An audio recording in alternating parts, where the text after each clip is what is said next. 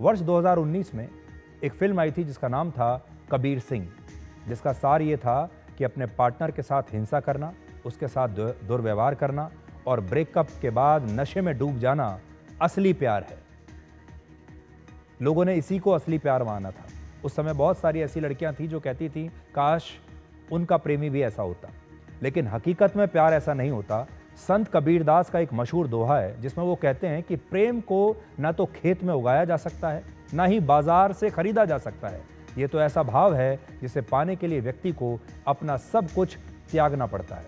लेकिन सोचिए आजकल जिस तरह की घटनाएं हो रही हैं, उसमें ये प्यार और ये त्याग क्या कहीं आपको दिखता है?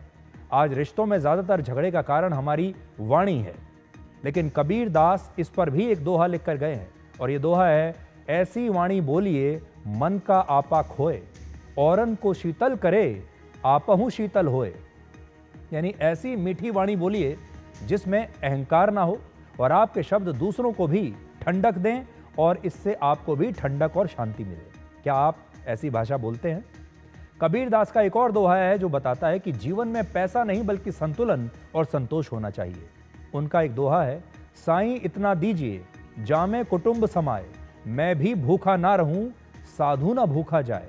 यानी भगवान से इतनी प्रार्थना है कि जितनी आपको ज़रूरत है उतना आपको मिले और आपके जीवन में संतोष और संतुलन की कोई कमी ना रहे। एक और उनका दोहा है, दुख में सुमिरन सब करें, सुख में करे ना कोई, जो सुख में सुमिरन करे तो दुख काहे को होए।